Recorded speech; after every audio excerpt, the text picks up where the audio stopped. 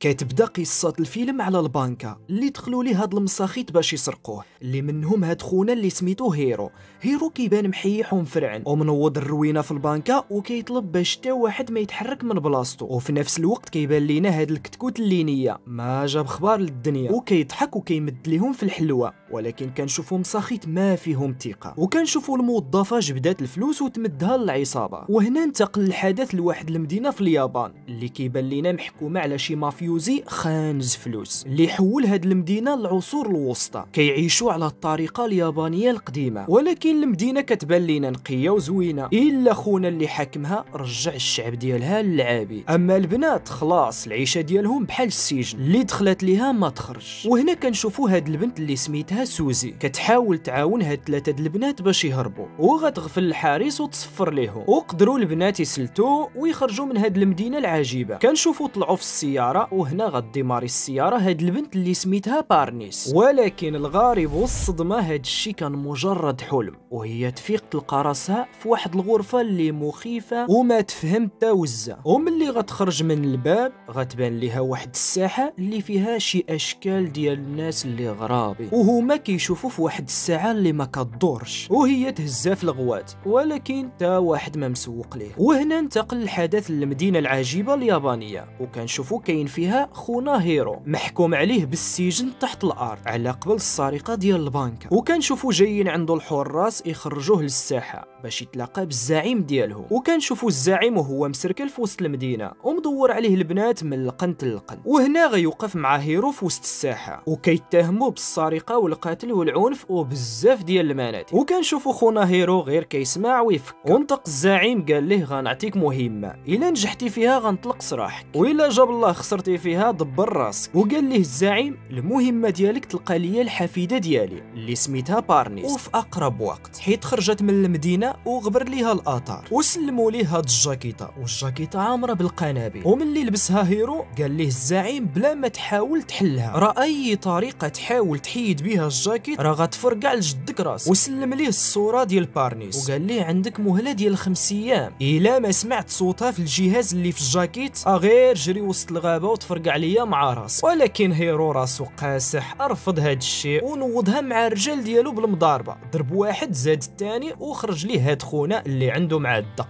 وبلا ما يتضارب معاه طيح واحد من الرجال ديالهم. هيرو شاف خونا مخسر ووافق وخدا السياره وشاد الطريق، تا غيضرب هيرو النص ديال الطريق ويخرجوا ليه شي وحدين اللي اشكال ديالهم ماشي عاديه. وفي نفس الوقت غينتقل الحدث وكنشوفوا هنايا هيرو باللي فقد الوعي، وملي غيفيق غيلقى راسو فوق الكروسه وهزينو شي رجال اللي اشكال ديالهم غريبه اكثر، وغيلقى فاص ليه قدامه واحد البنت وسولها واش ماشي انت اللي سميتك بارنيس، وتقول ليه لا انا راغي صاحبتها. وهنا وصل هيرو للقريه المرعبه اللي كتبان بحال شي منطقه ديال الاشباح، والناس ديالهم حالتهم حاله وكل شي ملهوف والجرا والشحيط. وهنا غتبان لينا واحد البنت اللي هي في نفس الوقت عارفه كل شي على القريه وتقول لهم بالجهد هو جا البطل يعتقنا. وفي نفس الوقت غيبان لينا الزعيم القريه اللي الاسم ديالو اينوخ، جا سول هيرو قال لها اش كدير انت هنا، وقال ليه هيرو جيت نقلب على واحد البنت اللي سميتها بارنيس، وقال ليه اينوخ جيتي للموتى تقلب على البنت، هادي راه قريه الاشباح اللي تخليها مستحيل يخرج منها. ولكن هيرو ما مسوقش ليه وبدا يتسركل في الحومه ويقلب على بارنيس، وهنا غيلقاها وهي مغطيه وسط شي اصنام في واحد الخربه، وبدا يروح يد ليها داك الماسك وقال لها مباشره يلاه معايا، وهي توافق. ولكن كتبان لينا حالتها صعيبه والصوت ديالها كيتقطع والحركات ديالها ماشي عاديه. وهنا كنعرفوا باللي هاد القريه مسكونه بالاشباح اللي كتحكم فيهم. وهنا هيرو هز معاه بارنيس وباغي يخرجها، ولكن المشكل ديالو هو ما كتهضرش. وهنا تعصب هيرو وبدا يحيد ليها داك الماسك كامل، وهنا غتنفجر واحد من دوك القنابل اللي عنده في عنقه اللي لاصقين في الجاكيت، وغيطيح عاود ثاني هيرو غيفقد الوعي وغيبدا يفكر ويحلم في الحدث ديال البنكه وداك الشيء اللي وقع تما كامل، وتذكر حتى الولد الصغير اللي كان في البنكه اللي كيمد ليهم في الحلوه. وهنا كنعرفوا باللي هيرو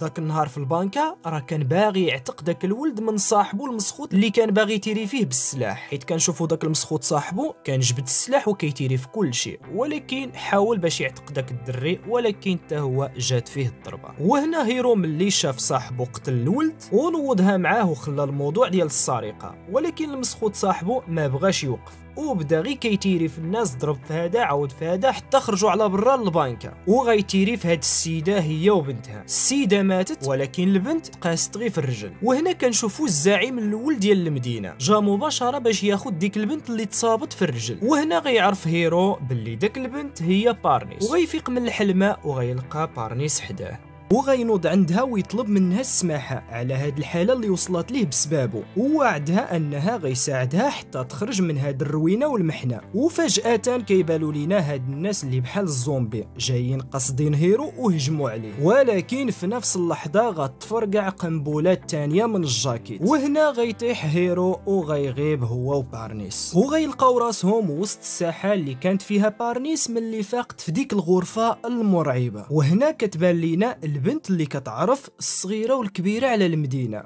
وكتعاود ليهم على المدينه كل شيء، وكتقول لهم باللي المدينه كانت في احسن احوال. حتى لواحد النهار كانت واحد الحافله اللي هازه السجناء شاده الطريق في وسط المدينه، وفجاه وغتخرج لهم واحد السياره اللي عامره بالغاز النووي، حتى غتصادف مع حافلات السجناء في الطريق، وغتوقع حادثه كبيره بيناتهم، غيوقع اكبر الانفجار في المدينه وغيموت كل شيء اللي كان في هاد المدينه. وهنا غيعرف هيرو باللي هادوك اللي تما غير اشباح ديال الارواح اللي ماتوا، وغيعرف كذلك داك السياره اللي كانت فيها المفعول النووي كانت ديال الزعيم اللي كلفوه بالمهمه. وهنا من الجهه الاخرى غيفيق هيرو وبارنيس من الغيبوبه، وغتسمع انذار الجهاز ديال الزعيم اللي في الجاكيت ديال هيرو، وفي نفس الوقت هيرو غيطلب من بارنيس باش تهضر في داك الجهاز باش المسخوط ديال الزعيم ما يفرقعش ديك الساعه، وهنا غتهضر في داك الجهاز وغتعتقو. ومن جهه اخرى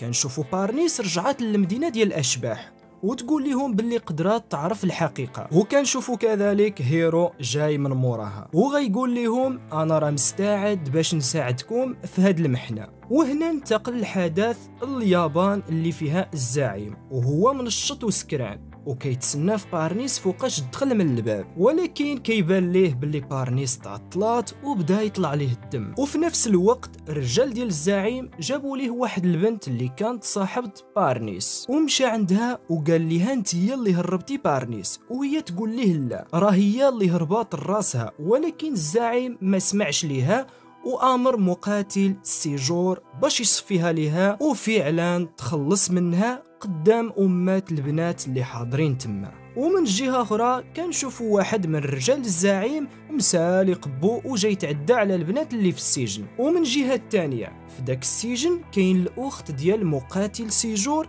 اللي حتى هي من المسجونات، حيت الزعيم واعد سيجور الا خدم معاه غيطلق السراح ديال الاخت ديالو. وهنا من الجهه الثانيه غينتقل الحدث للمدينه ديال الاشباح، وكنشوفوا هيرو واقف قدام الساعه وكيقول لهم انا جيت هنا باش نساعدكم وخاصكم كذلك توقفوا معايا. وفي نفس اللحظه كيبان لينا هيرو كيشوف هاد المسجون اللي هو في نفس اللحظه صاحبه اللي كان معاه نهار اقتحموا البنكه، وتفكر انه هو كان في حافلات السجناء اللي تفرقعات وسط المدينه. وهنا من جهه اخرى انتقل الحدث، وهنا كنشوفوا هيرو ومعاه بارنيس جاو للمدينه ديال الزعيم، وهنا الزعيم فرح، ولكن في نفس الوقت غيبان هيرو شد بارنيس وقال ليه غتسلم ليا الساروت ديال الجاكيت ولا عمرك ما غتشوف بارنيس. وهنا غيطلب الزعيم من الرجال ديالو باش يهجموا مباشره على هيرو، ولكن غتخرج لينا البنت اللي شفنا في الاول اللي هي سوزي بالرشاش وتبدا تفرقع في الريوسه ديال رجال الزعيم، ولكن قدر واحد من رجال الزعيم يتيري فيها ويسكتها. وهنا غيبدا هيرو يطلق القوه ديالو ويبدا في السليخ ويتيح واحد مور واحد، وغيبقى ليه غير واحد اللي هو مول الدق اللي هو سيجور، وتشعل بيناتهم، ولكن قدر هيرو يقضي عليه. وهنا نط الروينه، وهنا كنشوفوا بارنيس خرجات وكتقلب على الزعيم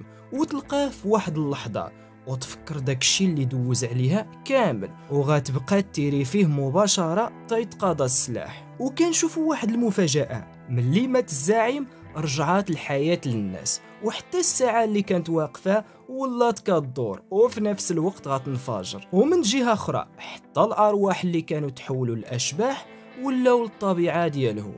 وهذه هي النهاية نتاع الفيلم. اللي وصل معنا تل دابا ما ينساش يشترك في القناة ويضغط على زر جرس باش هكا توصلوا بالجديد، تزيدوا تشجعونا.